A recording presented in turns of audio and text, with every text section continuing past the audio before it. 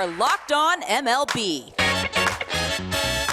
your daily MLB podcast. Part of the Locked On Podcast Network, your team every day.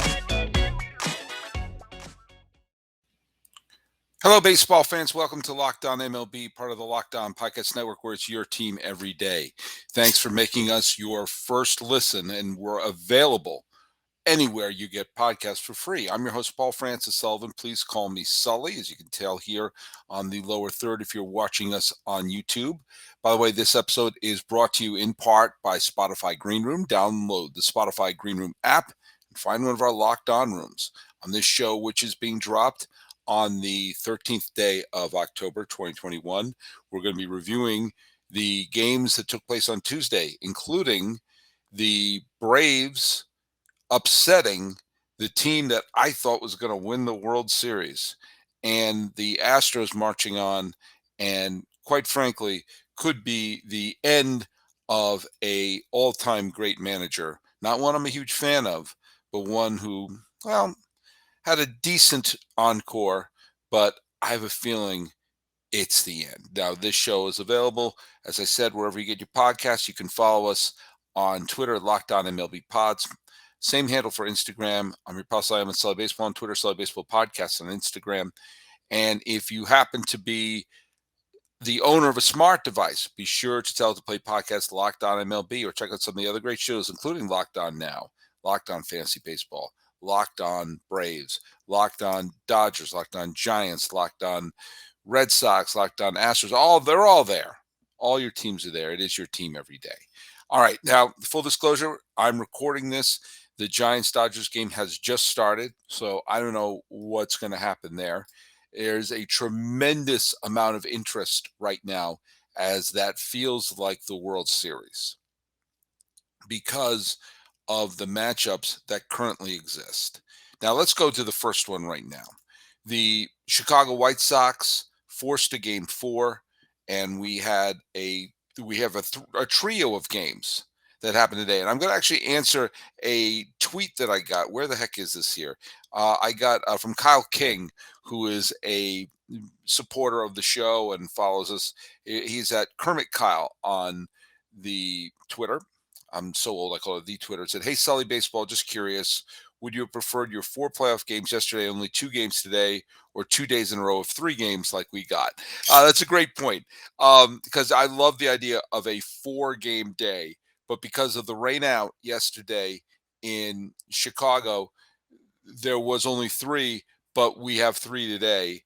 And so, it's kind of cool. We have 2 straight days where we have the multiple games like that. And, this is the last time you're going to have 3 games in one day, because you just have the championship series from now on. So I kind of like how it turned out. All things considered, it turned out pretty well. The first series, let's talk about. There's not a whole lot to talk about in the finale between Chicago and Houston, the rematch of the 2005 World Series. It's interesting that the Astros, when you look at the score, they just blew the roof off the dump. It was 10-1 was the final. The White Sox had the early lead, and Rodon looked like he was working out of trouble in the third. And La Russa let Rodon go for one more batter, and it turned into a 2-run single by Correa, and the Astros just opened the floodgates after that. It's interesting to think that there's a pivotal moment in a game that finished 10-1. But if the White Sox get out of that still with a lead going into the third, I think that the game may have unfolded a little differently. I don't blame Tony La Russa for trying to squeeze one more out of Carlos Rodon. There's maybe a point where you're saying, look, we can't have every single game be one where our bullpen throws 6 innings. We have to squeeze something out of them. And of course, Tony La Russa is the manager who set up the hierarchy of a bullpen. You can't sort of look at Tony La Russa as an old school, make him go 9 innings every time, because when he was the manager of the Oakland A's, he was the one who set up the idea of the closer pitching 1 inning. He would have Eckersley pitch 1 inning. the ninth. Honeycutt would pitch the eighth. Nelson would pitch the seventh. He was the one who shortened starting pitchers. Like Storm Davis would average 5 innings a start, and he went on winning 19 games, which at the time everyone thought was the mark of an ace. And no, he pitched 5 innings, and so he just always knew you can hand it to a Todd Burns, hand it to a Greg Cattery, Eric Plunk, and then by the end it would be Rick Honeycutt and Dennis Eckersley going 1 inning each. And at the time, he was considered to be the brainiac, the smartest person in the room that everybody hated. And so now he's looked as old school, but he probably was trying to squeeze one more inning out of him. I don't blame him. I don't. It didn't work. If it worked, he would have looked smart. It didn't work. And the White Sox, who had a wonderful season, they really did. They had they had their ups and downs. They're the best team of a lousy division. And they were helped by the fact that the Twins, who won the division the year before, were a 100-win team just a couple of seasons ago, were really bad this year. And that Cleveland, who had fantastic pitching, just couldn't hit. And so they won the division somewhat easily. But the Astros were a terrible matchup for them. They were absolutely like the worst case scenario matchup for Chicago. And they have a good solid core. I think they'll be good next year. I think the window of opportunity is still there. La Russa's in his late 70s, came back for 1 year. Managers in their late 70s can make decisions like, I don't want to do this anymore. And whenever there's a potential managerial opening, I always scream for one of Bruce Bochy's lieutenants, Roberto Kelly, Hensley Bam Bam Mullins, maybe Luis Rojas, the Mets manager, who I don't think is a bad manager. I think he just was given a bad situation. What happened with them? Who knows? It could be Aaron Boone. But either way, I have a feeling there's going to be a new manager in Chicago before all is said and done. And I think that I think that the White Sox window of opportunity is still open and still available. It just so happens that they had the terrible matchup and they got blown out, which leads us to the Houston Astros, who are back in the ALCS as they have been every single year since 2017. And to hear more about that, let's go to H-Town Wheelhouse of Locked On Astros to hear what he had to think about the game. Hey guys, H-Town Wheelhouse here, and man, did we shut up the doubters and the haters. The boos rained down on Altuve and the Astros as McCullers started out and left weirdly in the fourth inning, not knowing what was going on. He actually ended up leaving for some right forearm discomfort. They will evaluate him back in Houston, but Dusty didn't seem too worried about it. Let's talk about the positives. Jose Altuve went deep. Yuli Gurriel got a couple hits. Michael Brantley chipped in.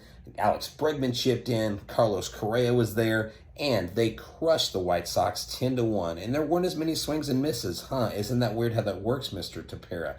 Go sit home at the couch, take some popcorn, and watch the champions do their things. This is a big boys game. Now it's Cora versus his old team, the Astros. ALCS Game 1 and 2 will be in Houston this Friday and Saturday. Check out Locked On Astros. We are your team every day. Subscribe to our YouTube channel or wherever you get your podcast. Go Stros for the H. Thanks, H-Town. And Red Sox, Astros. Now, every Red Sox and Astros fan has to acknowledge that whichever team gets to the World Series is going to be the bad guy. If you can't handle that, Red Sox fans, and if you can't handle that, Astros fans, you just don't understand where you fit amongst the other 28 fan bases. 28 fan bases hate you. This is the Yankee fan nightmare coming through. Now, I think it's going to be a great series because both teams are flawed, because both teams can hit, because both teams have some pitchers that might be really good or might not be. My early prediction, my first gut instinct is I think the Astros are going to win. I think the Red Sox got super hot. I think they stunned the Tampa Bay Rays. I think the Astros offense is going to clobber the Red Sox pitching. I don't think it's going to be a sweep. I don't think it's going to go 7 games. I think the Astros are going to win this in 5. I think they're going to win in Fenway. This is not me trying to reverse curse them or anything like that. It's just me familiar with both teams. But again, I thought the Rays were going to sweep the Red Sox. So what the heck, Don? Heck, I thought the Red Sox were going to lose the wild card game to the Yankees. But we'll talk about this a little bit later. But I can't help but wonder what Blue Jay fans are thinking about this when they saw the Red Sox upset the Rays. And they're thinking, if they had won 2 more games in the regular season, they would have been a wild card team, probably would have defeated either New York or Boston. And could they have upset the Rays the way the Red Sox did? That's the topic of another conversation. If you want to have all sorts of great conversations about sports, let me tell you about Green Room. This episode is brought to you by Green Room, which is the first social audio platform made for sports fans. The app is free to download, and once you're in, you can talk with fans, athletes, insiders in real time about your favorite sport or team. It's a perfect place to join a conversation about the league. You could find fans just like you for watch parties, debates, post-game breakdowns, and of course, reacting to the big news or rumors. You can find Locked On hosts from NBA, NHL, Major League Baseball. I've been on a bunch of them. I've hosted a few of them. So what you should do is you should download the Green Room app now. Currently available on all iOS devices. Be sure to create a profile, link to Twitter to join the MLB group for the latest league updates. There are a lot of great rooms. I jump on all the time. I'm going to host a couple of probably around the ALCS or World Series. Download the Green Room app today. Green Room is changing the way that we talk about sports. Okay, full disclosure, at this point, the Giants and Dodgers are still going on as I'm recording this. LA is a pretty commanding 5-1 lead as we're recording this. Okay, let's go on to the other one, which is the thriller in Atlanta, which was, again, it was a back and forth game. Rowdy Tellez homered again. He provided most of the offense for Milwaukee in this series. The Brewers managed to score a couple runs, not on home runs by Rowdy Tellez, and the Braves were able to score on home runs, not by Jock Peterson. But alas, it was Freddie Freeman. Big star stepped up, and in the end, it was let me go into my MLB app right now, but the Brewers lost the game 5-4 in Atlanta. And he hit it off of Josh Hader in the 8th inning. And there was, it was quite a game. It was quite a wild game. And to see the Milwaukee Brewers, win that game, Morton started on short rest. You had the Narvaez and Kane got singles. Rosario got a 2-run single to tie the game. It went back and forth, and ultimately it was Freeman's home run and Will Smith, not that Will Smith, closing the game out for the Atlanta Braves. So there goes my pick to win the World Series, Milwaukee. I've been thinking they were great all year long, and the bats just went dead at the wrong time. It's just that simple. They got pretty decent pitching. Their pitching was solid in this series, but Atlanta won the games. Imagine going back in time to the end of July when the Braves were sub 500, lost Ronald Acuna Jr. for the season, weren't getting the performances they thought from their pitching that they wanted, and they bought at the trade deadline. And imagine coming up saying this team's going to the League Championship Series. Either the Dodgers or the Giants are going to miss the League Championship Series with 107, 106 wins. But the Braves, who are sub 500 at the trade deadline and finished with fewer than 90 wins, are going to the League Championship Series. Now, it makes it for a very interesting setup for the what's going to happen in the National Championship Series for whichever California team plays there. But let's hear it for the Braves. Not to get all Footloose soundtrack on you, but let's hear it for the Braves. They did exactly what they were supposed to do. They didn't give up. They didn't do a total fire sale, or what, as I said before, what I thought they should have done was they should not have sold everyone off, but anyone they weren't thinking about tendering contract to, fill up their farm system.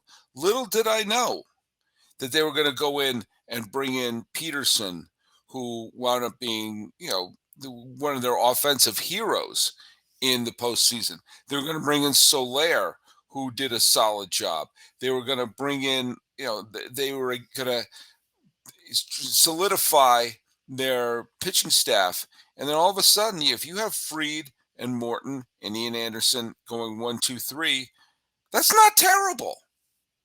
That's not terrible.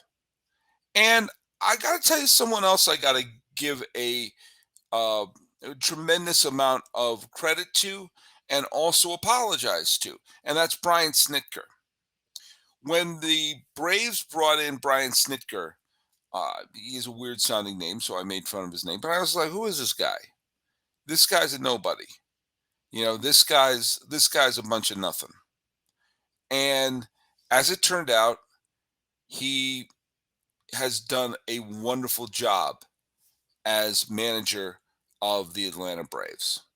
When you take a look at what he has done since taking over as the manager of the Braves in the 2016 season, and he was brought in that 2016 season where it was Freddie Gonzalez, Bobby Cox's, I guess it was his successor, and it was relatively early in the season. Snitker got the job, and I made fun of him. And the Braves didn't do much in 2016. They had a losing record in 2017. Said, who is this career minor leaguer managing the team? And since then, 90 wins, first place in 2018. 97 wins and first place in 2019. Remember, they were in first place. The Nationals went on to win the World Series of the wildcard team, but the Braves won the division.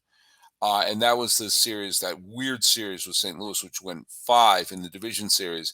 And they let up, 10 runs in the first inning. It was a train wreck. Last year, obviously the truncated season, they were up 3-1 in the National League Championship Series.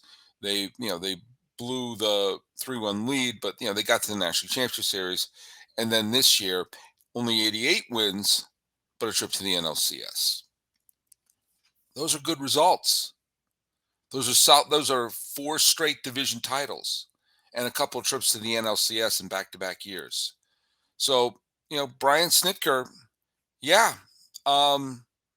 my bad. I was wrong about you. I was wrong about the Braves bringing him aboard. I was wrong about sort of giggling. Why are they handing the car keys over to this guy? He's done a fantastic job and seems to be that, career life for minor leaguer, kind of like Skip and Bull Durham. And lo and behold, here we have the Braves in a year where everything was pointing to them not punting. And maybe this could be a lesson for teams in the future, for teams that are disappointing, because the Braves were supposed to be the runaway team of the National League East, and they weren't because of injuries. But maybe this could be a lesson for teams who are disappointing teams going into the trade deadline, teams that have a lot of talent that were underachieving. Do you know what?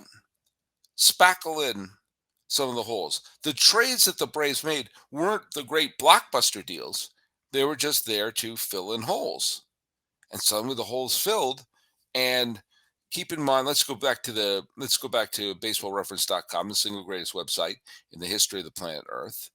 And lo and behold, the Braves, let's take a look here at the 2021 Braves results. That at the trade deadline, they were a sub 500 team, and they were, what was the record? I can't quite find it here. It was, they were 52 and 54, 2 games under 500. And they lost the first game in August. And after losing that, which brought them to 3 games under 500, there were 3 games under 500 in August with 2 months to go. And after that, the Atlanta Braves went 36 and 18. That's a 667 winning percentage, meaning they won 2 out of every 3 games the rest of the way. And Cruz leapfrogged the Mets, leapfrogged the Philadelphia Phillies, and here we are. Here we are. So Snitker, hat tipped. Look what you're doing. Look what you've done. Brewers, this is rough because a team like the Milwaukee Brewers does not have the biggest window of opportunity open for them. And this was a team that got to the League Championship Series in 2018, lost the wild card game in 2019, lost wild card playoff in 2020, the truncated season. So they've been in the postseason the last few years. Everything seemed to be lined up with this. The Adames trade worked out for them. Even though they were getting lousy at bats from Jackie Bradley Jr., the defense was great. The pitching staff was great. And somehow, some way, some McCoy, Brewers couldn't get past Atlanta. This is going to be rough. This is going to be rough because if this team doesn't win it all at one point, they're going to look at this as a wasted opportunity. And what are they going to get? What's their reward going to be? They want to win a World Series title. Maybe they should just settle for a Built Bar, which are the best tasting protein bars out there. So many delicious flavors. There's something for everybody.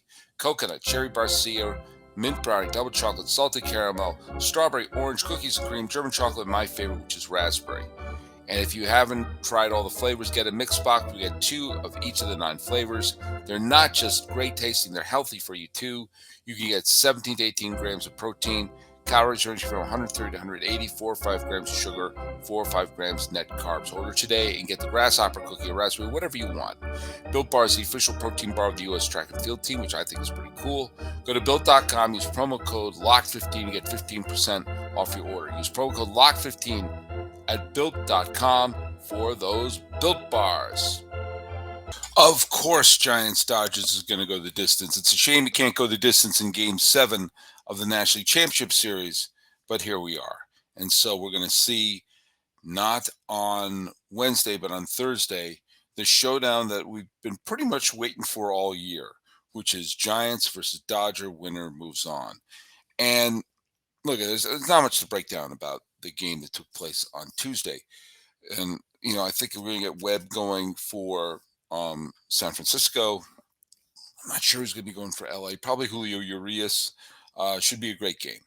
Anyway, here's the thing that makes it even more intriguing. What the events that happened earlier today really opened up a bunch of things. The Braves caught a Brewers team napping. They're an 88-win team. They're a good team. They're not a bad club. And we all saw what they did after August. They played at an unbelievable level. Only 2 teams played better than the Braves down the stretch, the Giants and the Dodgers. The Rays were the most complete team in the American League, the lone 100-game winner, the team that looked like it was completely set to win the pennant. They've been knocked out. Houston, Boston, both recent champions, but both very flawed teams. Good teams. The Astros are a good team. The Red Sox are a good team. They both can get hot at the right time. But you're not really scared. They're not like the incredible depth. It's not like things are firing on all cylinders. Both are beatable. And so if the Giants or the Dodgers can defeat Atlanta, then they will go on to the World Series against a very flawed team. Essentially, whoever wins day after tomorrow is going to see a lane to the World Series that is not devoid of obstacles, but without the 2 biggest challengers to what they were going to do. The Brewers were going to be the biggest road bump for LA and San Francisco, and now they're gone. Same with Tampa Bay. You have 3 teams, albeit 3 teams with some talent and obviously had a good year, but 3 teams that are flawed that they could pick apart. I'm not saying it's guaranteed. I'm just saying the road to the World Series got a lot easier for a team in California. And so basically what we're going to be seeing coming up there, and it's going to be Webb versus Urias. So unless they decide to do something crazy, all hands will be on deck. I have no doubt that Scherzer is going to come out and pitch out of the bullpen. Same with Gosman. They're going to be pulling every string, both teams, because they know whichever team is still standing has a path to the World Series that is not devoid of obstacles, but the hard ones are gone. That's what's lining up. That's what we have to build. And I could spend a whole episode hyping it up, but that's basically what we got. Winner of this is going to be the overwhelming favorite to win the World Series. So there's going to be no game tomorrow. There's no game the next day. And so just a little programming note. This episode is being dropped on Wednesday morning. There's going to be no episode on Thursday. Your pal Sully needs a day off, work stuff and other stuff. And the NLCS and the ALCS are going to be really overwhelming. We're going to put in a lot of stuff here on YouTube, a lot of stuff in your earbuds. And so I am going to take one day off. That's tomorrow, because I've already given you the preview. I mean, we can break it down and everything like that, but it boils down to this. Two teams that win over 100 games are going to play each other. The winner of that will go on to the NLCS, where they play a team they couldn't win 90. And if they win that, they'll play a nice but very flawed team to try to win the title. I think you know what's at stake here. So I needed a whole episode for that. And so that's why I'm going to, I'm going to take one day off, and there's going to be stuff that's going on all throughout the weekend as well. So anyway, I want to thank you all for making us your first listen. You can follow us at Locked On MLB Pod, same handle for Instagram. I'm your pal Sully. I'm on Sully Baseball on Twitter, Sully Baseball Podcast on Instagram. Seeing everything locked up except the top spot. This has been Locked On MLB for the 13th day of October 2021. Enjoy the day off, folks, because we got some baseball coming up. I'm your host, Paul Francis Sullivan. Please call me Sully.